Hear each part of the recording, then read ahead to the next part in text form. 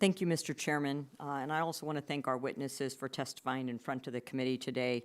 As a physician, it never ceases to amaze me that in my lifetime, so I'm in my 6th decade of life, that the air is vastly cleaner than it was when I was growing up. Our waterways are vastly cleaner. You can actually fish and eat the fish that you get out of a waterway. We're not dying of overpopulation or acid rain or mercury poisoning.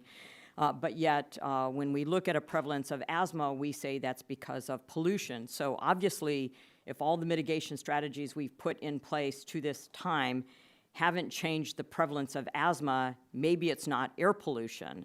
Let's connect some of these dots, and you all can explain that to me on a different occasion. But the question is then posed, if there are no changes in health outcomes, if asthma continues to prevail, if the lifespan of people in certain communities continues to be at the level it is now, are you going to scale back the rule?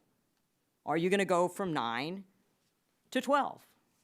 And the answer to that will be no, you won't. Meanwhile, you'll have decimated manufacturing sector and farming sector in the United States, shifted it overseas, as my colleague Representative Obernolte said, and continue to have levels of particulate matter and pollution and dirty sources of energy rather than what we have in the United States.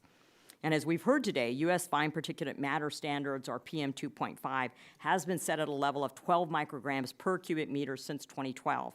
Following the last statutory review of particulate matter completed in December 2020 under the Trump administration, they decided to retain the existing standards. However, the EPA's final rule published last week proposes to lower this level outside of the statutory review period to 9 micrograms per cubic meter. This committee hears me say this over and over again, but clearly the Department of Energy and EPA is not listening, so let me say it once more.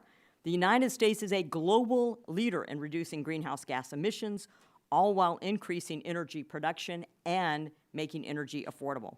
Since 2005, the U.S. has reduced net greenhouse gas emissions by 17%, all while primary energy production in this country increased by 48%.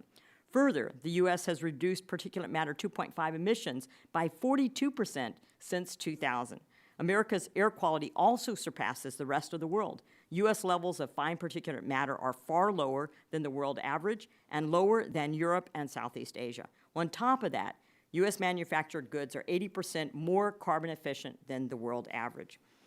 Mr. Yunus, if PM 2.5 level has been found safe by the EPA at 12 micrograms per cubic meter since 2012 for the last 14 years, can you tell me what alarming new research has come to rationalize why the Biden administration would rush to drastically lower the approved amount by 3 points outside of the regular statutory process? It's a great question, Congressman, and Georgia EPD had a representative on the Clean Air Scientific Advisory Committee when this standard was reevaluated in 2020, and our representative voted in favor of keeping the standard at 12 because he did not see any compelling scientific evidence of needing to lower the standard.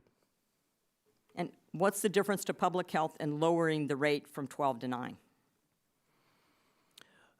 Potentially significant, very significant. Mr. Nettram, Mr. Noe, on the other end of that, what impact on manufacturing, especially in areas with heavy agricultural industries, how will they be impacted by the EPA drastically changing the level from 12 to 9 micrograms per cubic meter, and how will this limit innovation? I'll go first, I'll be brief. It would be a tremendous negative impact on the manufacturing industry.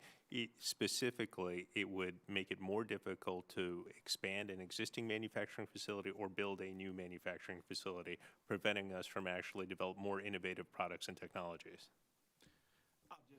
Agree. I will just add that we have a map that's on page 17 of my testimony, and it shows your entire state of Iowa is lit up pink. What that means is the margin between the standard, which is 9, and the background, which on average in the U.S. is 8, is so close that there's serious risk of permit gridlock for modernizing any facility in your entire state, in your district.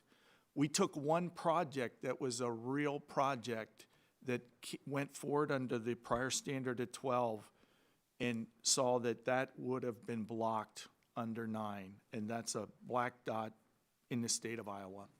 Yeah, it's safe to say that the unintended or perhaps the intended consequence would be shifting manufacturing and agriculture from the U.S. and increase air pollution and greenhouse gas emissions globally. My time's expired, and with that, I yield back.